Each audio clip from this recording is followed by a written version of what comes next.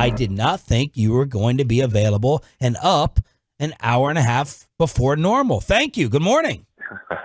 Well, I'm always up an hour and a half before normal. I've just never been on this early. That's right, because a lot of times you will reference something during the expressway and bring it back. I take my kids to school, and I turn it on, and see what you're talking about. And, if you guys are, like, talking about syphilis or something like that, I might turn it.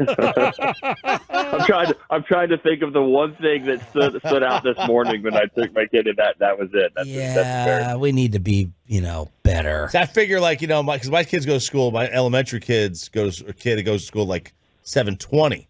And my middle schooler, that's closer to 8. What they know now, they know what we knew at 20. So it's like I figured. It's unbelievable. Yeah. Nick, your reaction to Dan Quinn getting the Commander's job, did you think it would actually happen? It was kind of yes and no. Like before it happened, I was kind of thinking no. I was thinking, like when it all started, and it was like, okay, Dan Quinn's interviewing for these 24 jobs.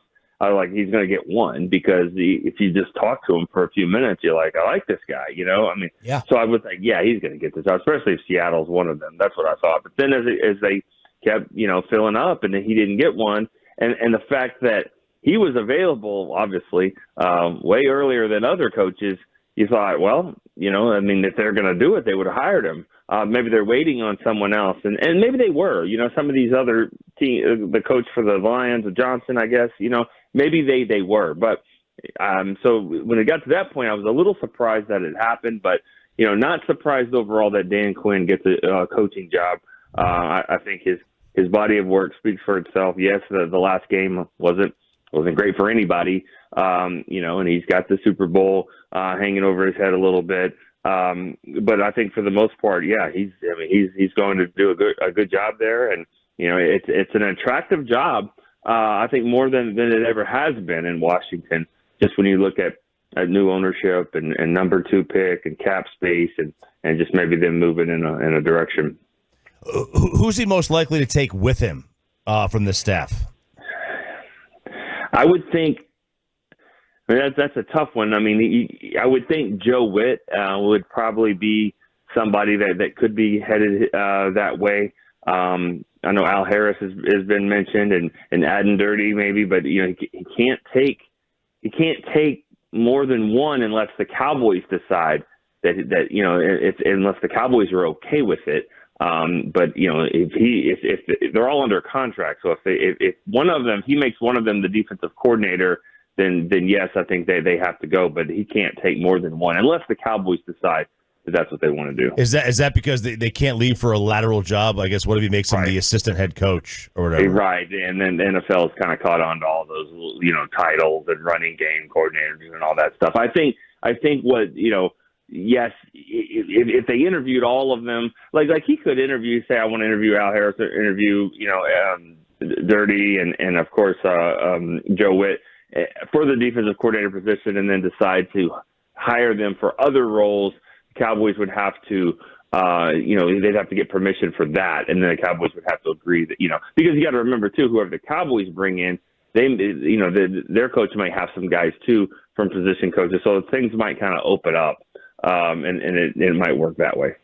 Nick Eatman, DallasCowboys.com. After Dan Quinn took the Commander's job yesterday, fill in the blank, Nick. Dan Quinn did a blank job with the Cowboys defense overall. Really good. Okay. I would say a really good job. I don't know if I got more than one word, but I think he's done a really good job with the Cowboys defense.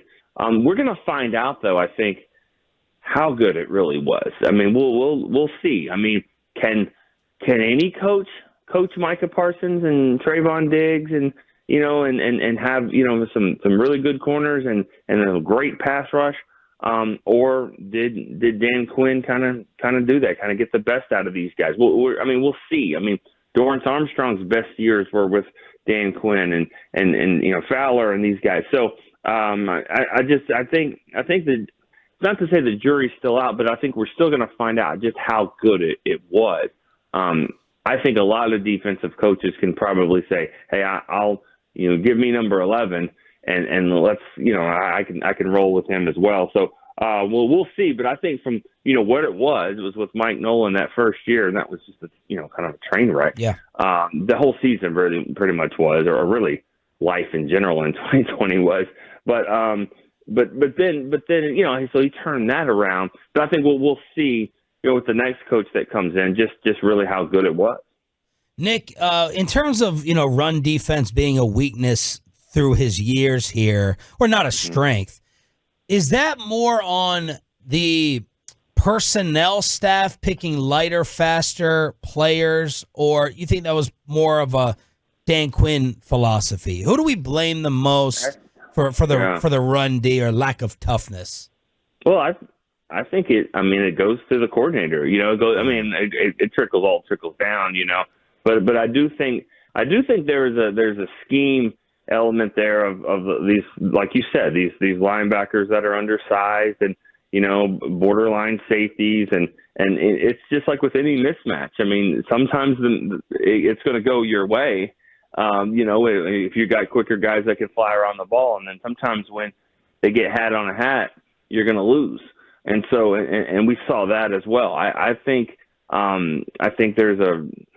there's a need for a bigger linebacker. I think that kind of from a philosophical standpoint, I think that they like guys that run faster, that can stop the tight end and running backs on third and long.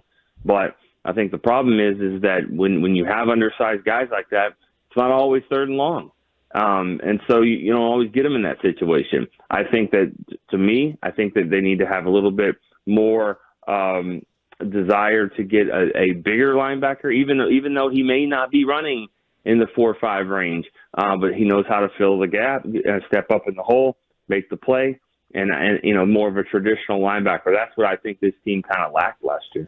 Let's talk a little bit more about the potential replacements. DallasCowboys.com and Nick Harris went through some names. You just pick and choose however you see fit. Mike Vrabel, Mike Zimmer, who Calvin Watkins reports has an interest. Ron Rivera, who Todd Archer said the Cowboys are going to speak with. Al Harris, fan favorite. Joe Witt Jr., in-house candidate. Adden Dirty, Brandon Staley, and Wink Martindale, who hates Brian Daboll's guts.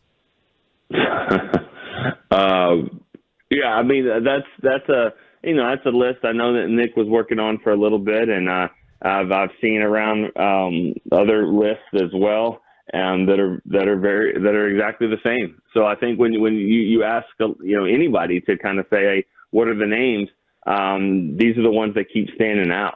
And so and for obvious reasons, some of them just because they've been a DC and they're available. So you're just kind of throwing stuff at the wall. I mean, the Zimmer one's interesting, just because the thing there is he's got a lot of versatility in what he plays.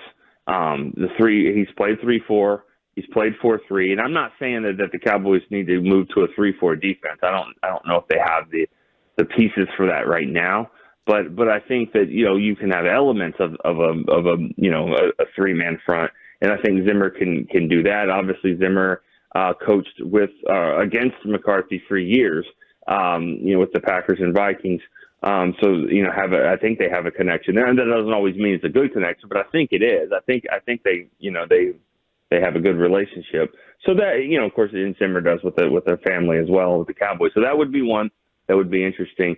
And then, then the whole Dan Quinn thing with how that trickles down from in-house candidates. I would say if there was going to be an in-house candidate that moves up there, I would say Dirty might be the one that would probably be maybe get the best shot of those three. Dirty or Al Harris, but probably not Joe Witt. I think Joe Witt's probably going with Dan Quinn. Tell us what you know about those in-house guys working there and being around them every day. Yeah, I mean, I for Dirty, I mean, and again, I mean, this always mean you're a great coach, but the players absolutely love him. And I think that does mean something. I mean, I think that they love Dan Quinn. Yeah, that's why Dan Quinn got the job in D.C. Right. I mean, they're going to play hard for him, and so with Dirty, there's a lot respect there. Same with Al Harris. I know that there's some players tweeting that out. That, they wanted him to get the job as well. So I think both of those guys out you would call the players coach.